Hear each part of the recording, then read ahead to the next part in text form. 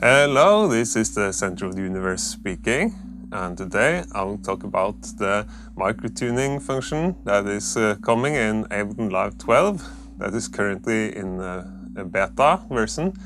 And first I was really curious about why they chose to use scale files and not just a per note detuning function. If you have questions about scale files, or if you do microtonal music in Ableton, you should post down in the comments.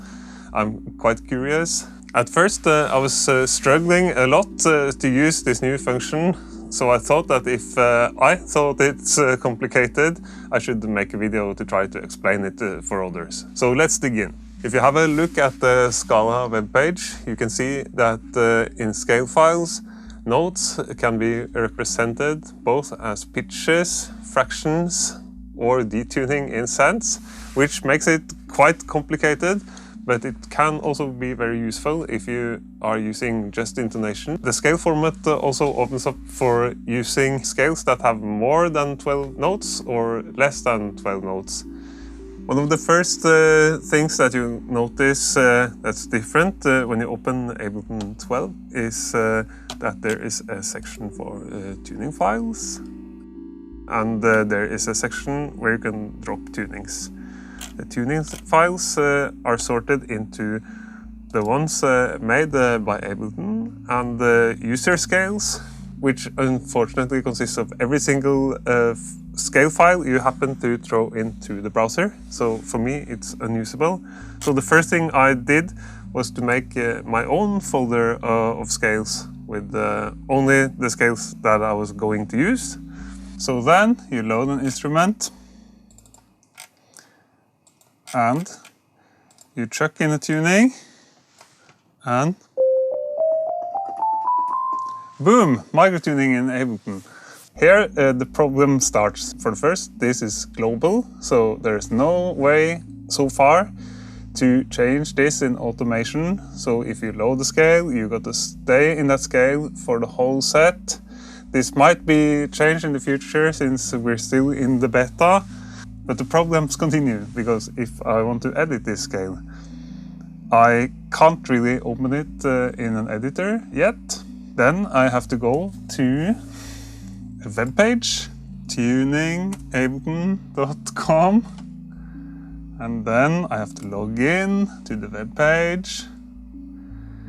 And here you enter an editor where you can edit the scale, which you can export as an ASCL file.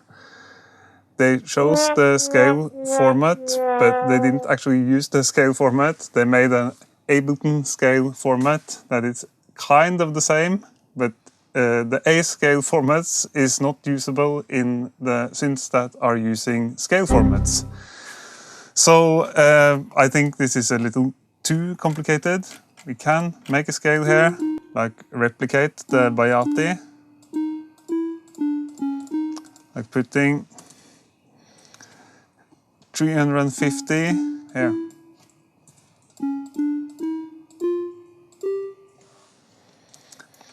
Save it in the scale folder. But by the time I did all this, I already forgotten about music, and it's too late. So for me, it would have been much better if Ableton could just implement this tuner into the program itself, so we could adjust the actual notes right in the browser, so I could actually use this to make music. So for now, I found out that if you're gonna make these scales, it would be easier to make them in Notepad than in Ableton. First, we open Notepad.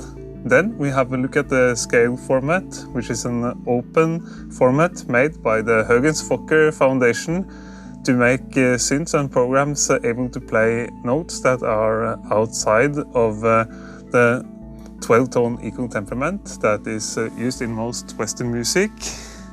If we look at the scale format, we find that we have to start with an exclamation mark and a title. I'm calling this center Bayati YouTube. I'm trying to replicate the Bayati scale that we currently used. I think it's a Bayati scale. And then another exclamation mark. Then you have some explanation for the scale. I'm saying example scale for YouTube. And then the number of the notes in the scale. Here we put 12. First you have to have a space. And then exclamation mark. And then we start with the cents of the scale. To indicate that it's cents, we have to write 100 point, that is 100 cents, and 200, 300, and so on. If we do this, we end up with equal temperament. And the most important, the last one, which is 1200. Without that, the scale will not loop at the octave. And we stop with another exclamation mark. I think we have to put 350 here, because it's C, C sharp, D, D sharp, and the E. It's supposed to be a little sharp. And we try. Yeah, that's right. Quarter note Arabic scale. So what if we want to do a harmonic series scale? Then we open Notepad again and start as last.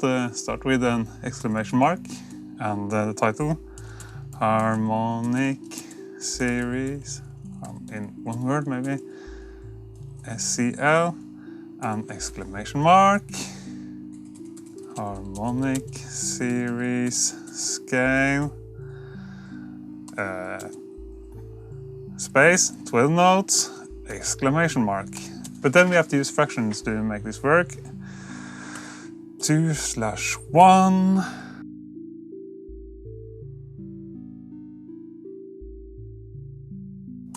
1/1. See how this sounds.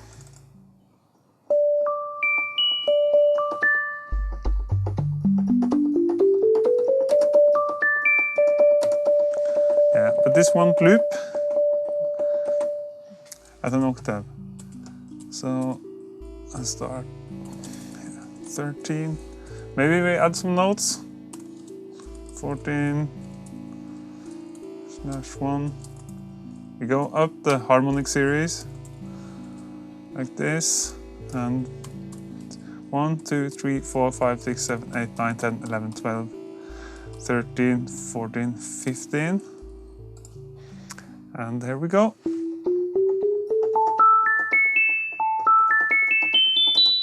Yeah, there we go.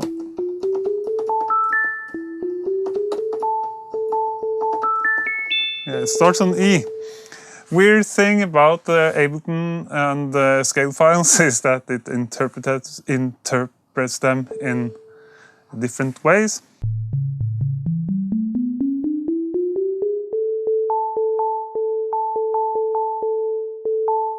So it's a little hard to find which note this scale starts on.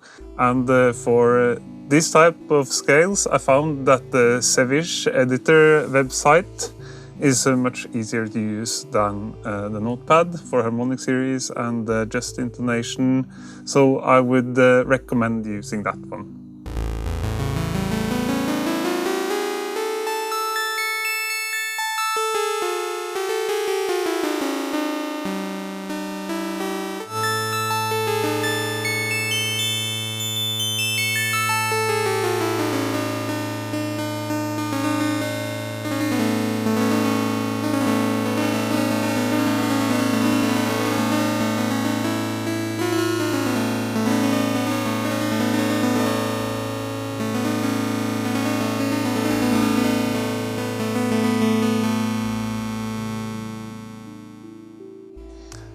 For the scales that are made by Ableton, you can choose them, you can load them, and you can open the online editor. For some of them, you will get a lot of information about Arabic maqam and microtonal scales, which are all good. But it makes me ask the question, who is this function for? Is it for people that want to study music, or is it for composers that want to compose with it and use it on stage and use it in a session? And I must be honest to say that I can't really work this way. Let's say I'm working for a theater piece, let's say I'm working for a film as a composer with a director. I can't really say, well, we must stop the show. I have to load the editor to edit microtunings.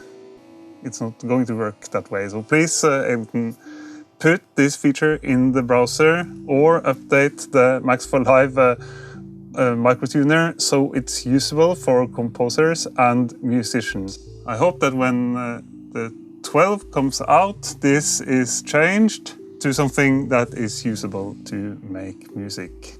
Right now, I'd rather go in Notepad to make microtonal scales.